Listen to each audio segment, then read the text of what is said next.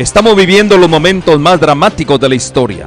El Dios eterno empleará todos los recursos para atraer favorablemente la atención de sus criaturas a su obediencia, para que vivan en armonía con toda la voluntad revelada en las Sagradas Escrituras. Las profecías ilustran la manera en que el Altísimo usa a los hombres hoy para cumplir sus designios y su voluntad en la tierra. La profecía es una visión anticipada de la historia. Son predicciones que permiten al pueblo de Dios ver las cosas transitorias de este mundo a la luz de la eternidad. Son alertas para actuar con eficacia en determinados momentos. Nos facilita la preparación personal para la crisis final que se avecina. El apóstol nos relata: tenemos también la palabra profética más segura, a la cual hacéis bien en estar atentos como a una antorcha que alumbra en el lugar oscuro, hasta que el día esclarezca y el lucero de la mañana salga en vuestros corazones. Y hoy, el Dios de los cielos quiere levantar a una generación que quiera vivir para Dios y que exponga los principios eternos de acuerdo con los cuales operan la sabiduría, el poder y su autoridad para el cumplimiento final de su propósito divino. Hola amigos, ¿cómo están? Queremos agradecerles como siempre que nos sintonicen, que juntos podamos desarrollar Descubriendo al Mesías de las Profecías. Bienvenidos. En esta ocasión estudiaremos un tema sumamente importante, ya lo vamos a mirar. Tendremos que tener todas las antenas paradas para leer los textos, en algunos casos en el original también. Pero como de costumbre, iremos a las profecías del Antiguo Testamento, ya conocidas, pero que en este caso tienen el propósito de enfatizar el propósito de la venida de Jesús. Y es que Él quería traer aquí a la tierra justicia, verdad, la ley. Así que para ello leemos pues Isaías capítulo 42, los primeros 7 versículos.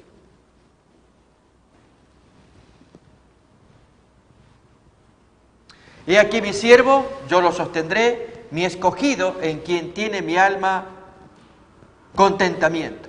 He puesto sobre él mi espíritu. Él traerá, notemos, justicia a las naciones. No gritará, no alzará su voz, ni la hará oír en las calles. No quebrará la caña cascada, ni apagará el pábilo que humeare. Por medio de la verdad traerá justicia. No se cansará ni desmayará, hasta que establezca en la tierra justicia, y las costas esperarán su ley. Y versículos 6 y 7 también.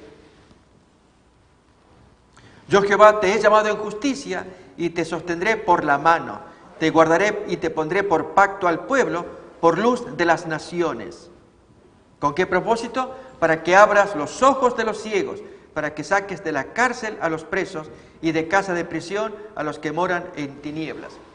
Si notamos en la fuerza de estos versículos, se nos está hablando de un siervo que tendría tal autoridad para traer la justicia de Dios, la verdad de Dios, que esperarían su ley, la ley de Dios, de modo entonces que los hombres pudieran como recostarse en él, confiar en él. La roca de los siglos, una expresión también que aparece en el libro de Isaías. Pues efectivamente, de eso trata el tema que vamos a mirar. Quizás agregamos algunos textos más, como Isaías capítulo 26. Voy a invitar a que leamos los primeros versículos también.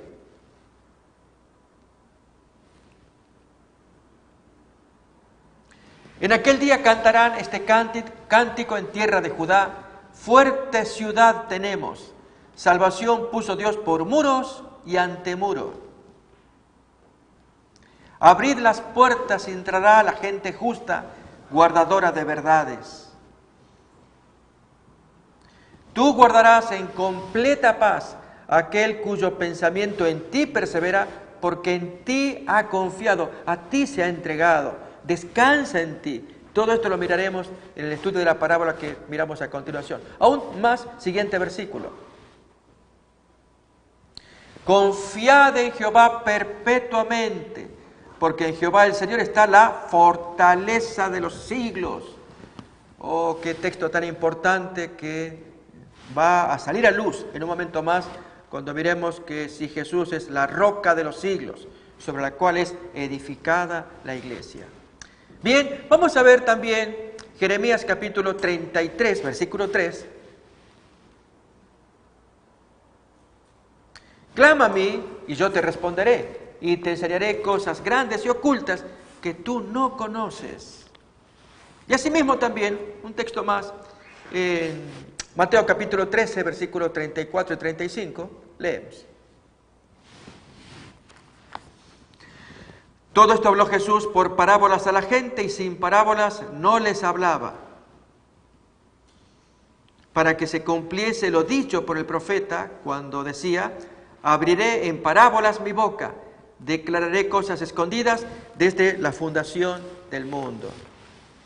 Vamos a continuación a estudiar una porción, una expresión que Jesús dijo a Pedro. Ya veremos que se aplica al resto de los discípulos también. Causó controversia hasta el día de hoy. No queda claro a qué se refiere, pero a la luz de la palabra de Dios vamos a ver que sí hay claridad. La expresión aparece en Mateo capítulo 16, versículo 19. Lógicamente miraremos el contexto. Primero leamos esta palabra, esta ilustración que Jesús utiliza a modo de parábola. Una ilustración, recordemos, es una narración fingida, decía el diccionario, de la cual se extrae una profunda verdad. Le dice Jesús a Pedro: y a ti te daré las llaves del reino de los cielos. Lógicamente Pedro no tiene llaves físicas, es una expresión moral, una ilustración. El asunto a investigar es qué representan esas llaves, cuánto abarca, qué significa que Pedro tenga esas llaves, y luego entonces lo que sigue: y todo lo que atares en la tierra será atado en los cielos, y todo lo que desatares en la tierra será desatado en los cielos. Bien, vamos entonces a mirar el contexto de esta porción. Lo compararemos con otro texto similar también en el Evangelio de Lucas. Pero antes vayamos entonces a Mateo capítulo 16, desde el versículo 13 en adelante. ¿Qué dice? Viniendo Jesús a la región de Cesarea de Filipo, preguntó a sus discípulos diciendo: ¿quién dicen los hombres que es el Hijo del Hombre? En verdad vamos a notar que el interés de Jesús era saber qué opinaban sus amigos, pero arranca preguntando la opinión de la gente, porque él ya sabía lo que la gente decía de él, algunos que creían, otros que no, pero más le importaba conocer qué había en el corazón de sus amigos, porque a ellos los estaba edificando, preparando para la gran misión que llevarían, que ellos tendrían en ausencia del Maestro. Y entonces comienzan las respuestas. Miremos.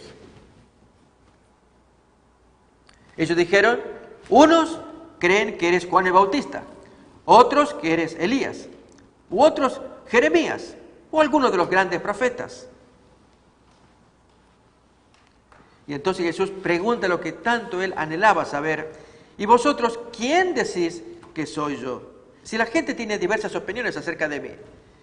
Saben que lo que importa acá es que Jesús, mientras se movía y hacía sus labores, lo que más deseaba que era que se lo reconociera como el cumplimiento de las profecías mesiánicas. Que alguien dijera: este es el Cristo, el Mesías, que Dios anunció en la profecía, aquí lo tenemos delante de nosotros. De hecho, Jesús así se presentó. Vamos a mirar en San Juan, capítulo 4, detenemos un poquito allí la pregunta que Jesús les hace a sus amigos, para ver cómo Él se expresa ante la mujer samaritana. Miremos pues entonces en San Juan, capítulo 4,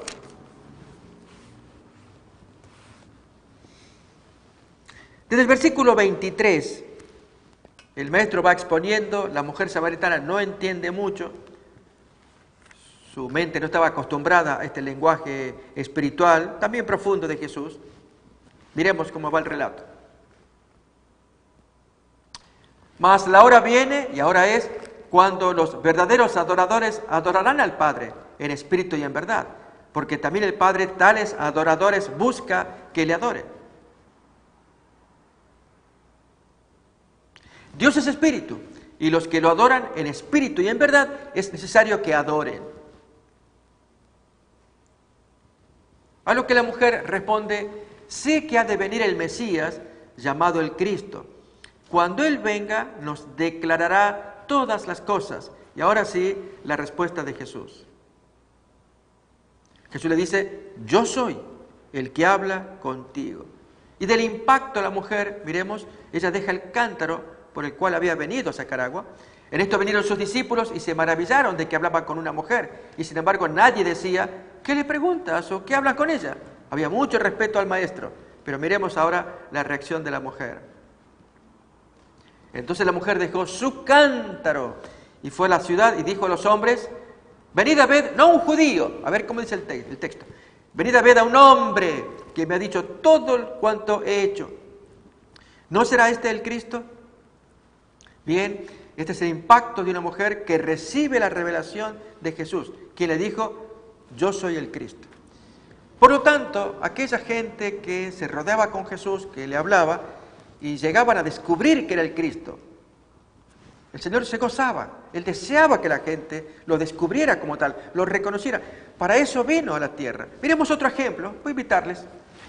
En San Juan, capítulo 1, hay un ejemplo similar. En este caso va a ser con Natanael. Capítulo 1, versículo 45.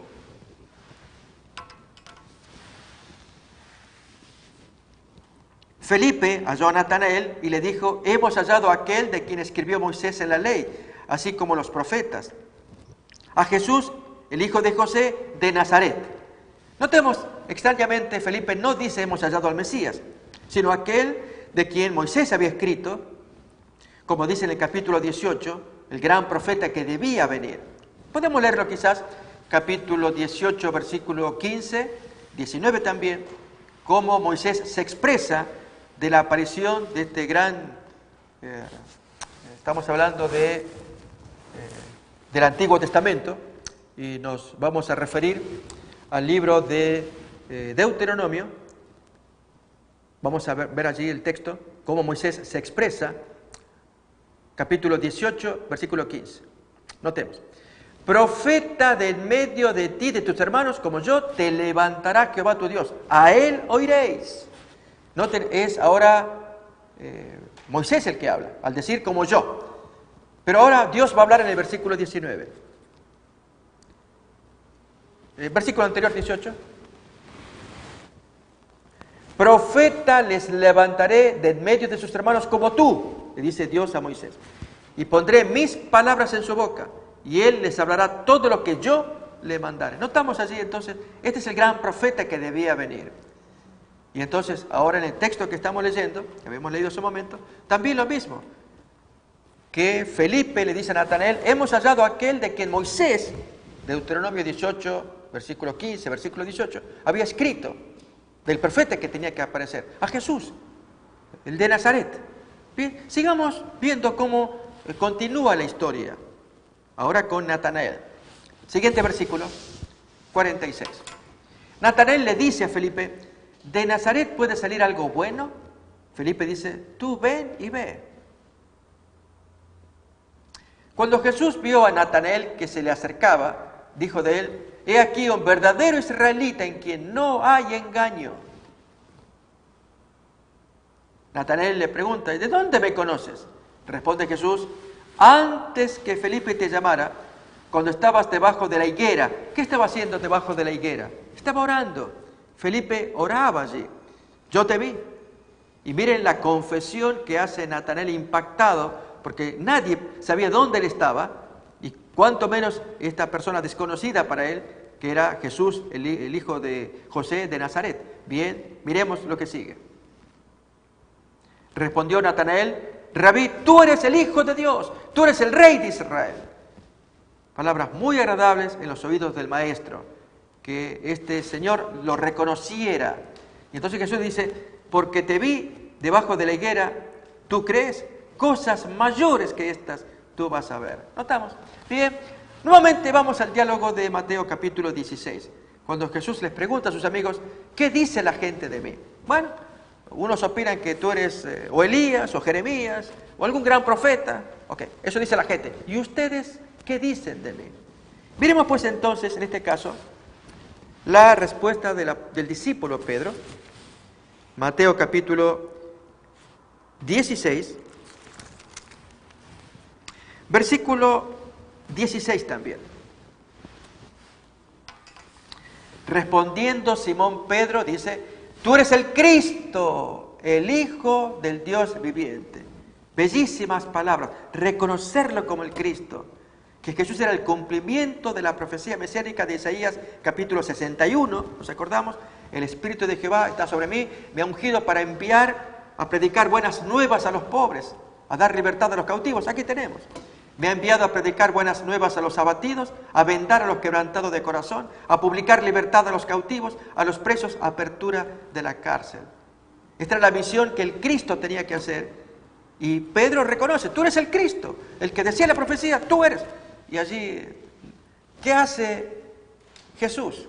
También, como es un diálogo personal, le dice a Pedro, y tú también, yo te digo, así como tú dices que yo soy el Cristo, así yo digo de ti lo siguiente. Y se convierte entonces en una charla personal. Leamos pues. Entonces le responde Jesús, bienaventurado eres, Simón, hijo de Jonás, porque no te lo reveló carne ni sangre, sino mi Padre que está en los cielos te lo ha revelado, ha tocado tu corazón para que tú creas. Muchos de nosotros necesitamos que Dios toque nuestro corazón para que creamos también la voluntad de Dios. Y yo también te digo, así como tú me dices de mí, que yo soy el Cristo, ahora yo te digo que tú eres Pedro.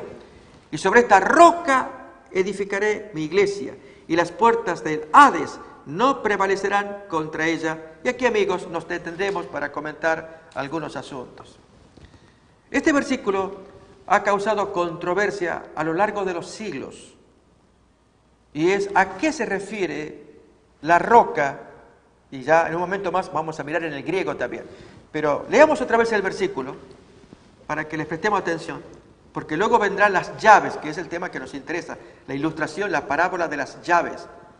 Yo también te digo que tú eres Pedro, y sobre esta roca, la pregunta es, ¿cuál es esa roca? Y entonces caben solamente dos grandes respuestas.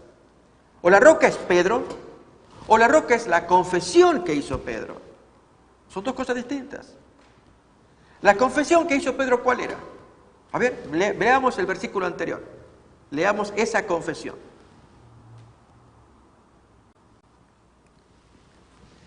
Siguiente versículo, el anterior, 16.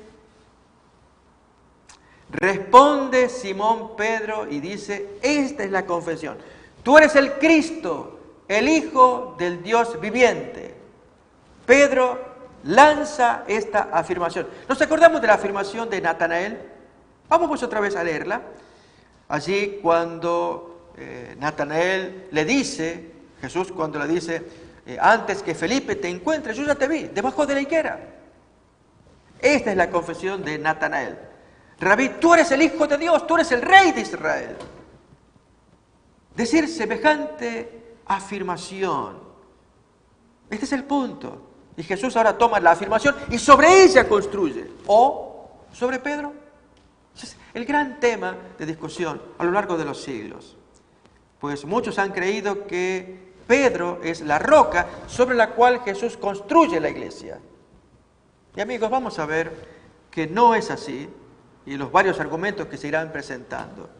Primeramente, miremos esto que salta a la vista. Se dice Pedro, se dice roca. ¿Se trata de la misma palabra? Vamos a mirarlo en el griego, que son dos palabras distintas. Para Pedro, la palabra griega que se utiliza es Petros. Petros significa una piedrecilla o un canto rodado, decimos, que tomamos con la mano, lo lanzamos por el aire. Eso es un Petros. Ese es el significado de Petros. Una piedrecilla común que uno puede tomar y levantarla con la mano y arrojarla. Pero cuando Jesús dijo, ahí tenemos la palabra para que la miremos, Mateo 16, 18, y está agrandada la imagen, donde dice Petros. Tú eres, allí en español dice, tú estás siendo. Allí el verbo ei, que podemos leerlo fácilmente, el número 1510, es el verbo ser, segunda persona. Tú eres, allí, del verbo eimi, ese es el original, eimi, que significa soy. Ei es el siguiente verbo que le continúa, yo soy, tú eres. Entonces, tú, ei es eres. Y luego entonces la palabra Petros. Ahí está. La palabra Petros, recordemos, significa piedrecilla. Ese es el significado de esa palabra. Jesús pues le llamó y yo te digo que tú eres piedrita, para usar un lenguaje más aproximado. Tú eres piedrita, pero sobre esta roca voy a fundar mi iglesia. ¿Cuál es la roca? ¿La piedrita? O la declaración que hizo Pedro, que hizo la piedrita, lo que salió de su boca. Pues lo que salió de su boca, ese es el fundamento. Aquí tenemos entonces pronunciación Petros. El análisis que se hace allí, aparentemente es una palabra de origen primitivo. Noten la definición.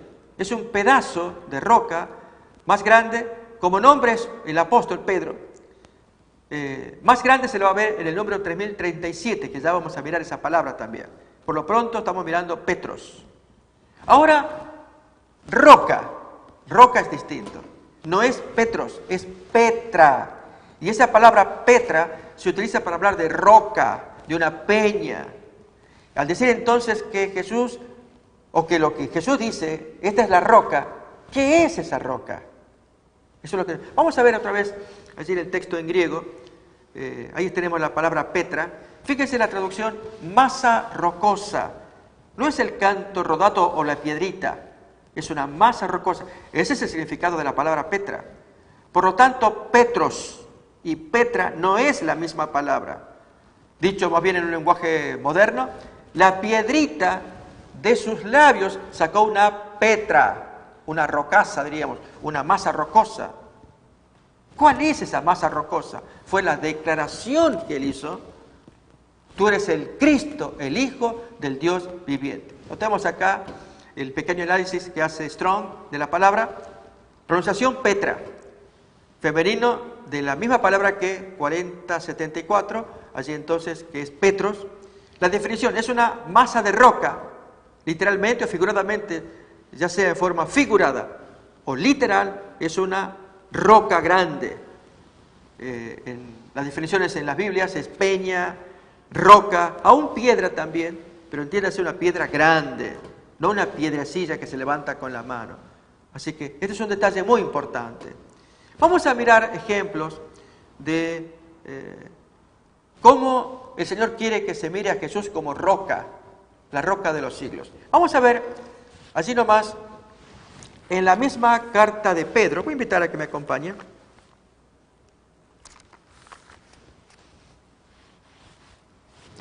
Capítulo 2 de la carta de Pedro, en la primera carta, desde el versículo 4 en adelante. A Jesús siempre se lo miró como roca, a Pedro como una piedrita, y ya vamos a ver las razones. Acercándoos a él, piedra viva, desechada ciertamente por los hombres, pero para Dios escogida y preciosa.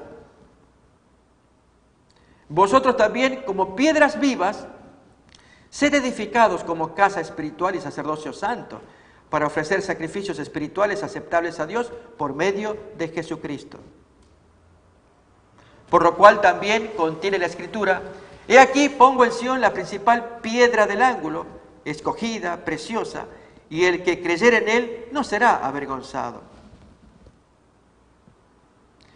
Para vosotros, pues, los que creéis, él es precioso, pero para los que no creen, la piedra que los edificadores desecharon ha venido a ser cabeza del ángulo. Y también piedra de tropiezo, notemos, y roca que hace caer, porque tropiezan en la palabra, siendo desobedientes, a lo cual también fueron destinados. Esta es la definición que Pedro da acerca de Jesús, señalándolo como piedra viva o roca de escándalo, que hace tropezar a los que no creen. Al mirar entonces a Jesús como una roca y Pedro como una piedrita, vamos a ver ejemplos de por qué Pedro no puede ser la roca. Porque el texto lo está diciendo.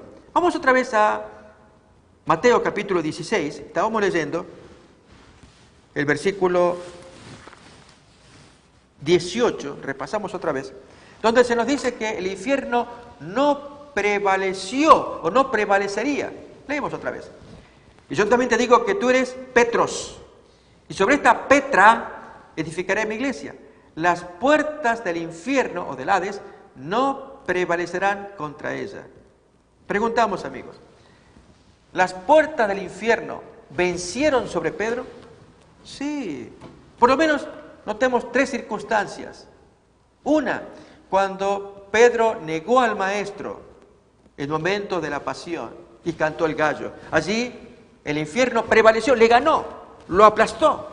Pero el texto acá nos dice que las puertas del Hades no prevalecerían contra la roca. Si Pedro fuera la roca, el Hades prevaleció, lo venció. Y si no, acordémonos de aquel lloro amargo de Pedro, luego de haber negado a Jesús, cuando la pasión del Maestro y el gallo cantó. ¿Se acuerdan? Allí, mientras él negó tantas veces, el gallo cantó tantas otras. Bien, ahí tenemos un ejemplo de cuando Pedro cayó, el infierno prevaleció contra él. ¿Nos acordamos del texto? Tal vez vamos a repasarlo así rápidamente para que miremos otros dos ejemplos en que Pedro prevaleció el infierno sobre él. Como cualquier humano. Pedro es humano como cualquiera. Pero el texto acá nos dice que las puertas del Hades no prevalecerían contra la roca, no la podrían vencer. Miremos pues en San Mateo, capítulo 26, desde el versículo 69, una lectura breve y rápida de la victoria de Satanás. Las puertas del Hades prevalecieron sobre la piedrita, o Petros. Pedro estaba sentado afuera en el patio y se le acercó una criada diciendo: tú también estabas con Jesús el Galileo. Pero él negó delante de todos diciendo: no sé lo que dices. Saliendo él a la puerta le vio otra y dijo a los que estaban allí: también éste estaba con Jesús el Nazareno. Pero él negó otra vez con juramento: yo no conozco a ese hombre. Un poco después, acercándose los que por allí estaban, dijeron a Pedro: notemos acá este detalle, verdaderamente también tú eres de ellos, porque aún tu manera de hablar te descubre. Es decir, Pedro era suave para hablar, no era vulgar, no decía malas palabras como el coro de gente que estaba alrededor. Imaginemos las palabrotas, cuántas groserías que esa gente se diría. Y Pedro, su forma de hablar, porque el maestro había influido en él. Notemos ahora el contraste. Pedro, para despistarlos, lanza cada cosa fea que sale de la boca. Miremos. Entonces él comenzó a maldecir, a jurar: no conozco al hombre. Y enseguida cantó el gallo. Preguntamos: ¿no prevaleció las puertas del infierno sobre él? Claro que sí. Miremos otro ejemplo. En Gálatas capítulo 2. Nuevamente, el apóstol Pedro cae en las redes del enemigo, como cualquier humano caería. Pero la profecía de Jesús decía que las puertas del Hades no prevalecerían contra esa roca. ¿Quién es esa roca? ¿Es Pedro?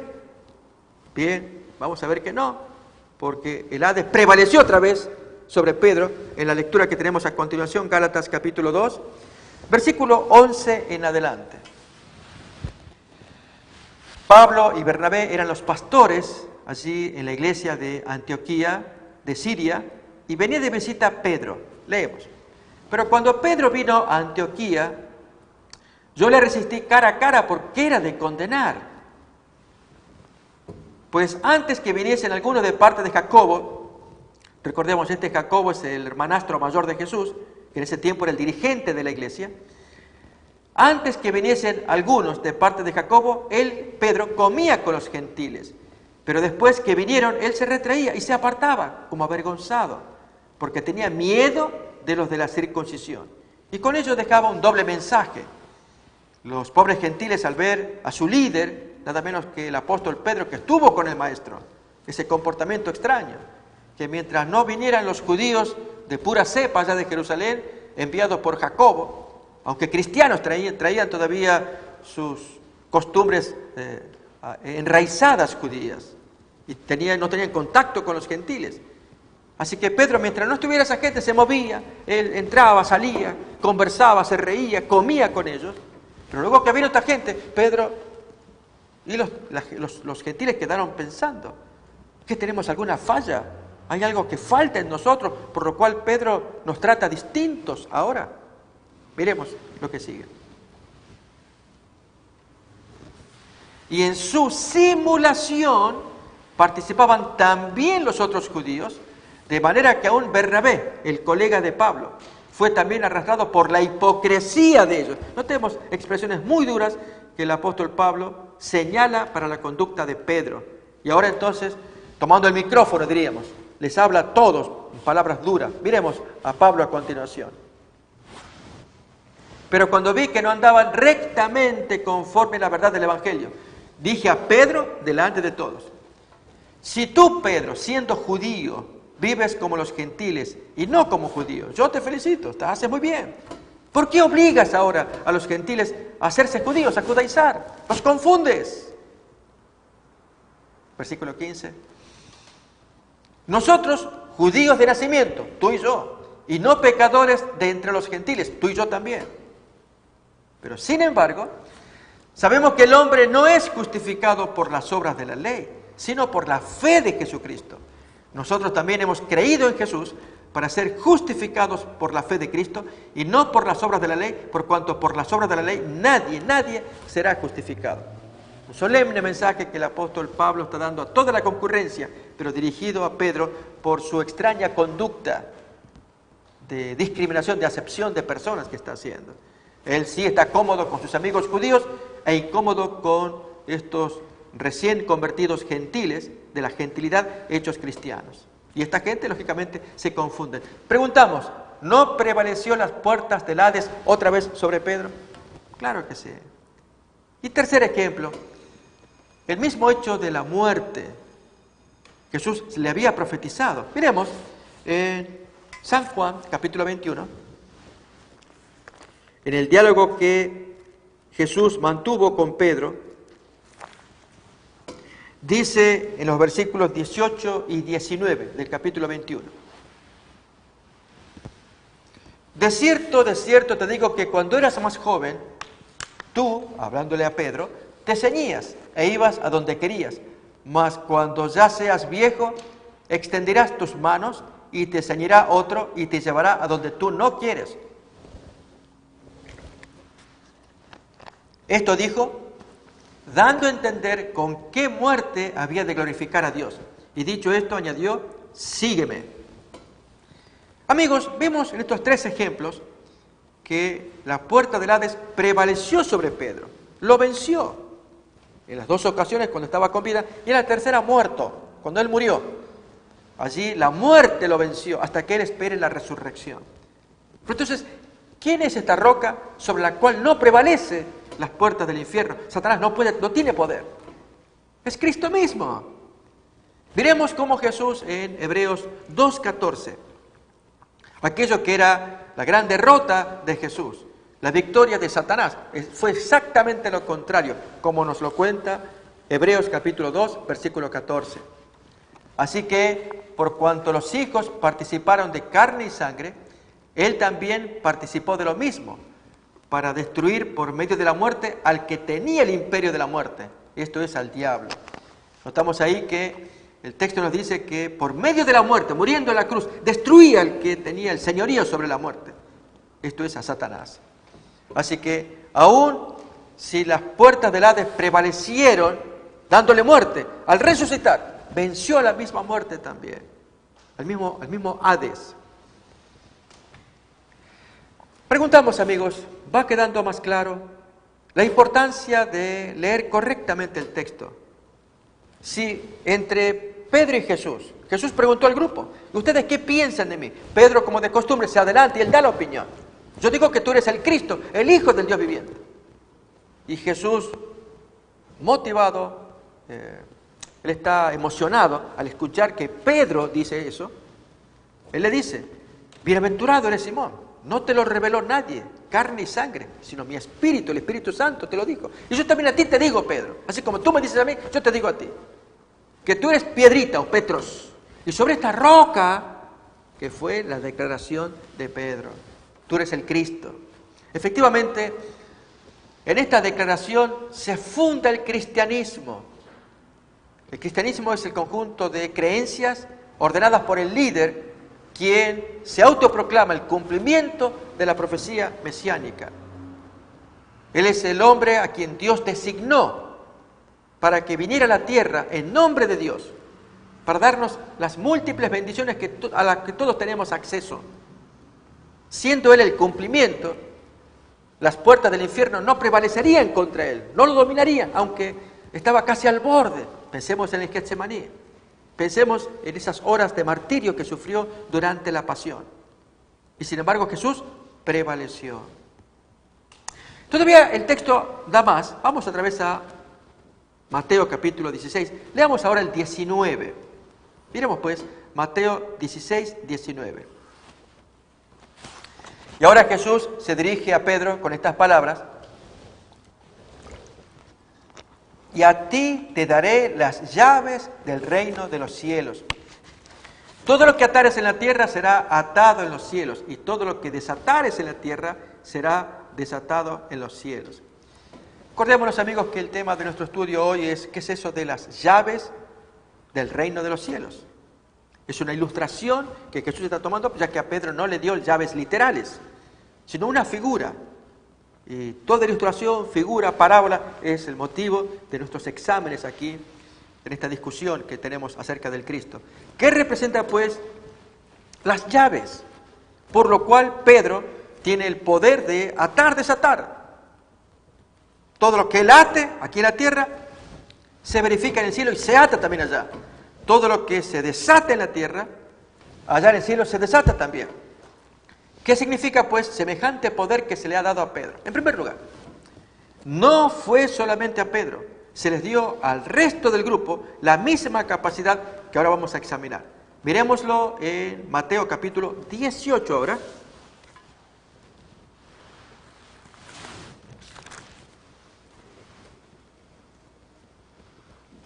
Versículo 18. 18 en adelante. De cierto os digo que todo lo que atéis, notemos que ahora se está hablando en plural, se hablan los 12, no era solamente Pedro, ahora son todos los que tienen esta facultad de atar y desatar. Que todo lo que atéis en la tierra será atado en el cielo, y todo lo que desatéis en la tierra será desatado en el cielo. ¿A qué se refiere, pues, entonces esta llave del reino de los cielos, con la cual Pedro toma la llave y él ata en la tierra, se ata en el cielo? Desata en la tierra, se desata en el cielo. ¿A qué se debe? Amigos, miremos el contexto del capítulo 18. Ahí va a estar la clave. Esto aparece en el capítulo 18, desde el versículo 15 en adelante. Por tanto, si tu hermano peca contra ti, ve y repréndele estando tú y él solos. Si te oyere, has ganado a tu hermano.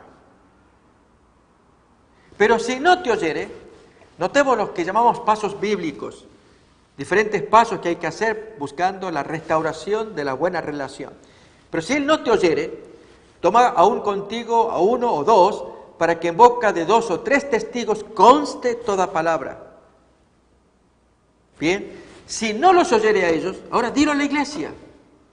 Y si no oye a la iglesia, tenlo por gentil y publicano, es decir, lo puedes desfraternizar. Le dices, amigo, tú ya no tienes arte aquí con el grupo, la comunidad, porque no sigues el mandamiento de Jesús. Estás rebelde.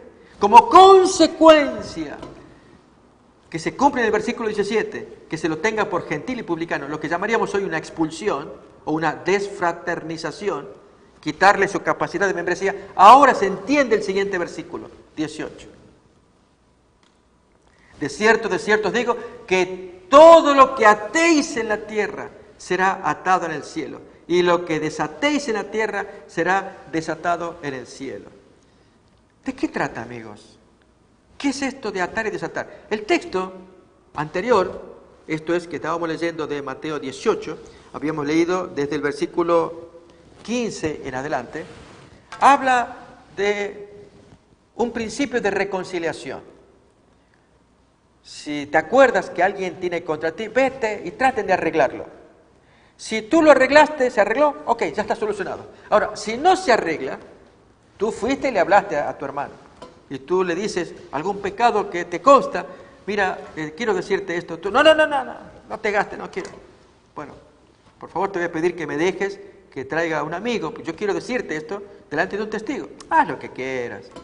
Y efectivamente traemos 1 o 2 testigos, para que en boca de 2 o 3 personas conste todo lo que se le dice al amigo. Y allí le vuelve a exhortar.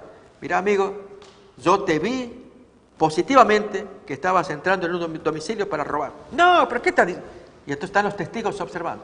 Miren cómo va la historia. Finalmente, este amigo, en lugar de reconocer que se lo ha cachado, que se lo ha mirado robando, entonces el amonestador de este lado le dice, mira, yo sé que te he visto, tú sabes que te he visto, y no logro que tú aceptes, que reconozcas, es por tu bien. Ahora no me queda otra cosa que decirlo en la iglesia, haz lo que quieras. Y allí va el nombre a la iglesia, y la iglesia estudia. Pero ¿puede ser posible que fulanito se haya metido a robar? Y fue así. Y finalmente, la iglesia le exhorta, querido hermano, ante las pruebas que se han presentado y los testigos que han visto, queremos exhortarle a usted, que deponga esa actitud. Hermano, no se gasten, no. ¿Qué dice el texto? Que si no oye a la iglesia, lo repasamos otra vez, Mateo 18, 17, cuando no oye a la iglesia, ¿qué dice? Si no oye a la iglesia, tenlo por gentil y publicano, o sea, expúlsalo, desfraternízalo, quítalo de la membresía. En consecuencia, cuando ocurre esto, se lo desata de la tierra y es desatado en el cielo. En otras palabras, la desfraternización, la expulsión, ahora vamos a ver otro texto, producida en la tierra, hace que Dios también lo verifique, lo lleve a cabo en el cielo. Lo opuesto, la atadura en la tierra, es cuando el hermano entró y se bautizó, confesó, quiere ser parte de la congregación. Hermano, ¿qué tengo que hacer? Yo quiero bautizarme. Yo quiero contarles, amigos, que la experiencia que tuve hace unos años atrás con un travesti me impactó cuando yo saludaba un miércoles de noche a los amigos y hermanos que habían venido al servicio del culto de oración. Y uno de los diáconos me dice, pastor, hay una señorita que quiere hablar con usted. Sí, cómo no. Y termino de saludar y me voy allí al interior del templo. Y veo a la dama, joven, muy arreglada, femenina. Y entonces conversamos y me dice ella, ¿ustedes son los que producen este libro? Y yo miré, Maranata, el Señor viene. Efectivamente, sí. Mire, he leído este libro, me impactó. Quiero cambiar mi vida. Quiero hacerme cristiana, quiero bautizarme. ¡Qué bueno! ¡Qué alegría! Ese libro lo conozco, pero me alegra mucho su testimonio. Discúlpenme, yo me llamo, y le di mi nombre. ¿Y usted cómo se llama? Y la señorita me dijo, yo me llamo Oscar. Era un travesti. ¿Saben, amigos, que yo sentí todo el poder de Dios en el corazón de esta persona? Quería cambiar. Y yo haría todo lo posible para enseñarle la palabra de Dios, a fin de que se bautice. ¿Saben, amigos? Son experiencias que uno atraviesa en la vida.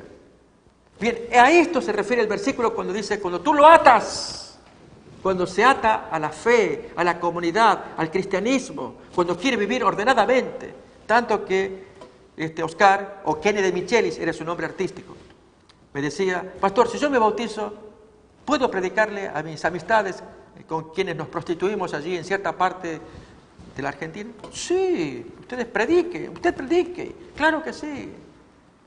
Tenía entusiasmo, fuego. Bien, esto es atarse. Se le dijo a Pedro y a los discípulos, todo lo que atéis en la tierra es atado en el cielo. Es la confirmación. Cuando se predica la palabra y hay amigos, hermanos, que abrazan la fe. Y lo opuesto también. Y todo lo que desatéis. ¿Queremos ver ejemplos tristes de cuando hay que desatar o desfraternizar? Miremoslo en primera a los Corintios. Voy a invitar a que abramos ese texto.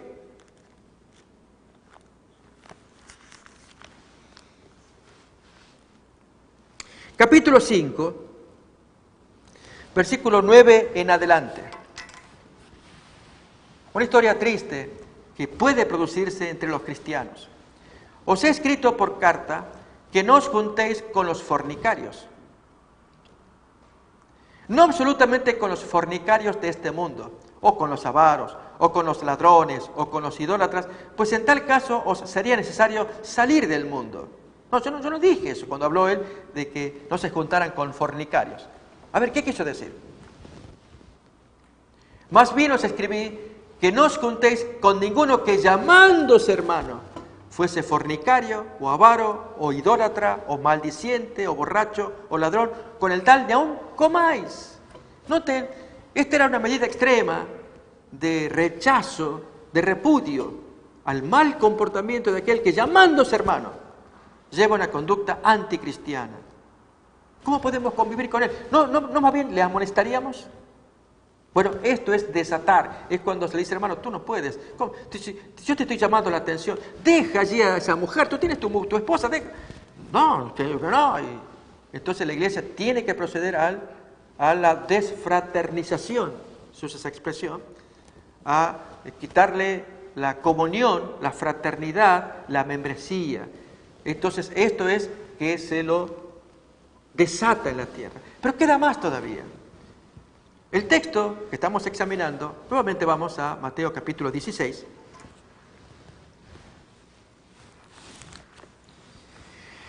En el versículo 19, ya habíamos escuchado que las puertas del Hades no prevalecen contra esta Petra. Y luego Jesús que le dice a Pedro, yo a ti te voy a dar las llaves del conocimiento. Miremos, Mateo 16, 19. Y a ti te daré las llaves del reino de los cielos. Y todo lo que ates en la tierra será atado en los cielos, y lo que desates en la tierra es desatado en los cielos. Y acordémonos que en Mateo 18 la misma orden se las da al grupo. A ver, repasemos otra vez. Mateo capítulo 18, versículo 18 también. De cierto os digo que todo lo que atéis, ahí está hablando en plural, en la tierra será atado en el cielo, y todo lo que desatéis en la tierra será desatado en el cielo. Pero sigue la pregunta, ¿y qué es eso de la llave del conocimiento? Se entiende ahora a la luz de un texto como el que se encuentra en San Lucas, el capítulo 11. Vamos a mirar allí.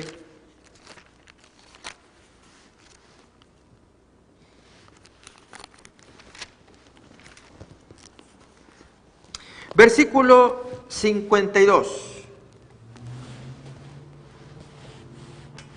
11:52.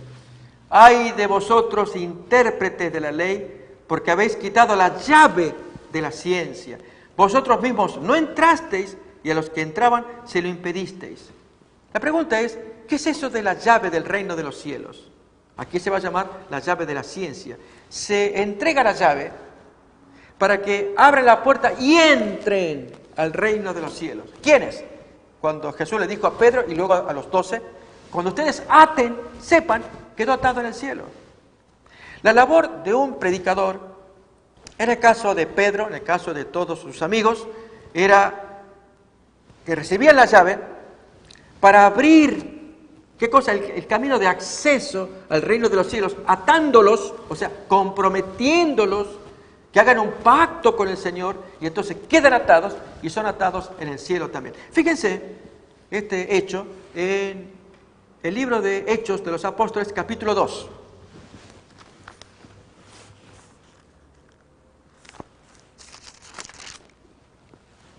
Versículo 37.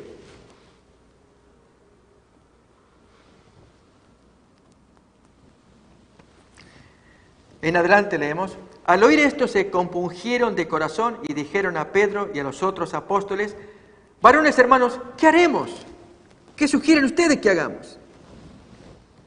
Pedro dice, arrepentíos y bautícese cada uno de vosotros en el nombre de Jesucristo para perdón de los pecados, y recibiréis el don del Espíritu Santo. Bien, cuando se bautizan, allí son atados. A ver, miremos cómo sigue el texto. Porque para vosotros es la promesa, y para vuestros hijos, y para todos los que están lejos, para cuantos el Señor nuestro Dios llamare. Y con otras muchas palabras testificaba y les exhortaba diciendo, sed salvos de esta perversa generación. Así que los que recibieron su palabra fueron bautizados, o atados diríamos nosotros, y se añadieron aquel día como 3,000 personas.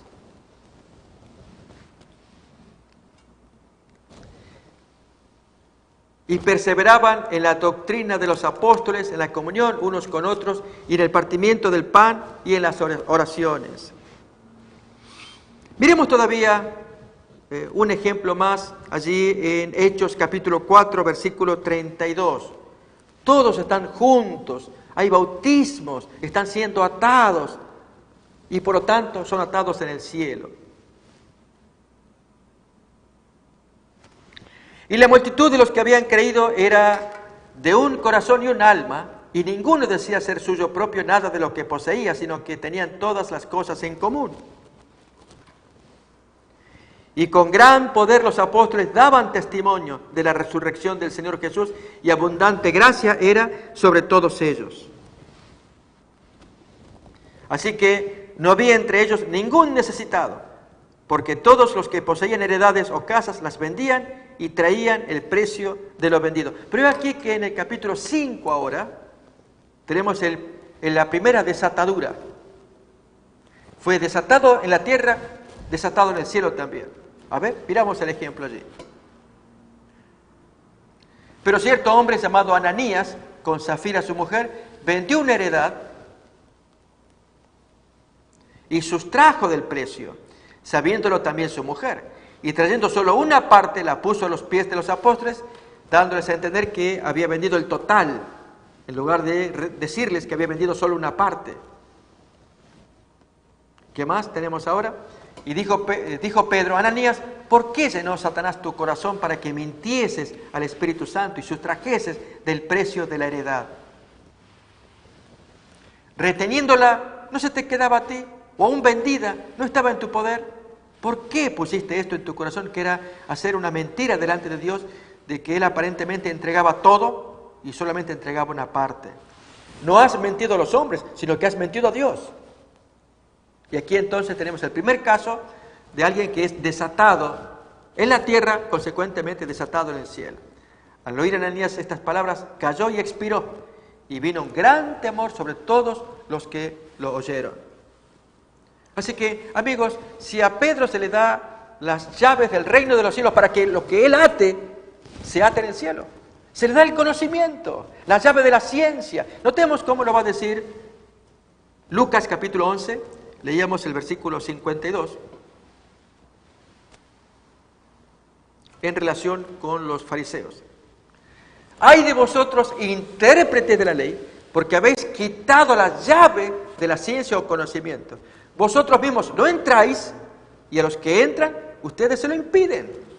Notamos que el judío pues tiene la llave del conocimiento. Acordémonos que esta es la expresión que Romanos 3, 1, 2, leemos ahora, usa el apóstol Pablo para decir la ventaja de un judío. Él tiene el conocimiento, conoce la voluntad de Dios. ¿Qué ventaja tiene pues el judío? ¿O de qué aprovecha la circuncisión? Mucho en todas maneras. Primero, ciertamente, que les ha sido confiada la palabra de Dios. Solamente los judíos tienen la correcta palabra de Dios, el pensamiento de Dios en el Antiguo Testamento. Así que ser expositor, intérprete de la ley, a quien se le dio la llave, el hombre tiene la llave para que le pueda abrir allí los tesoros de la Biblia, para que el hombre sea atado a un compromiso con el Creador acá en la tierra y es atado en los libros del cielo. Y lo contrario, si el hombre tiene que ser desatado, lo será en la tierra, lo es también en el cielo. Notamos entonces que a Pedro lo que se le dio fue el conocimiento de la palabra de Dios. A él se le dio, a él y a sus amigos, que ellos al predicar se abría la posibilidad de que entren todos en una atadura. Lo hizo Pedro en su discurso, en su sermón en Pentecostés, en que se bautizaron 3.000 personas. Allí se le dio la llave del conocimiento, de la verdad, del plan de salvación. Lo predicó, se ataron 3.000 personas, quedaron atadas en el cielo. ¿Entendemos? Así pues, vemos que Pedro no es la roca sobre la cual se asienta la iglesia, sino es Cristo. Y Satanás no pudo contra Cristo. Allí nos muestra claramente que es Jesús, la roca de los siglos, la fortaleza de los siglos, como leíamos en Isaías 26:4. Amigos, este es nuestro Salvador, que les ama a ustedes, que nos ama a mí, que Él quiere que conozcamos la palabra. Ha habido confusión al poner a Pedro, un mortal, linda persona, pero mortal. Él no tiene la virtud del Cristo, de haber soportado como roca de los siglos a Satanás. No, Él cayó en pecado, cayó en tentación, ahora está en su tumba, muerto, esperando la resurrección. Pero en cambio Satanás no pudo vencer a Jesús, Jesús lo venció. Y así todos aquellos que creen en el Maestro heredan también la salvación. Amigos, gracias por acompañarnos. Deseamos que Dios les bendiga y que sigamos así sintonizándonos para aprender más de descubriendo al Mesías de las profecías. Que Dios sea con ustedes. Una comisión sagrada nos ha sido confiada. Por tanto, id y doctrinad a todos. Antes de ascender al cielo les dijo que debían ser los ejecutores del testamento por el cual Él legaba al mundo los tesoros de la vida eterna. La iglesia es la familia de Dios en la tierra y debemos entender los tiempos en que vivimos. Como continuadores del pueblo de Dios, se nos invita a salir del mundo y a prepararnos para reunirnos para la verdadera adoración. Soy yo guarda de mi hermano. Si pretendáis ser hijos de Dios, soy guarda de vuestros hermanos. El Señor tiene una iglesia por responsable de las almas de aquellos que podrían ser los medios de salvación. Somos peregrinos, rechazando los caminos de los impíos, viviendo conforme a las normas de Dios, consagrados a sus caminos y dando testimonio del Evangelio de Cristo para que otros puedan ser salvos. Si retenéis vuestra luz, alguien deberá ser dejado en las tinieblas a causa de vuestro descuido. Irá andando y llorando el que lleva la preciosa semilla, mas volverá a venir con regocijo, trayendo sus gavillas. Oro para que el Señor Jesús use estos medios como instrumentos en sus manos, para que usted pueda sentir hambre y sed por más de su verdad absoluta. Dios les cuide.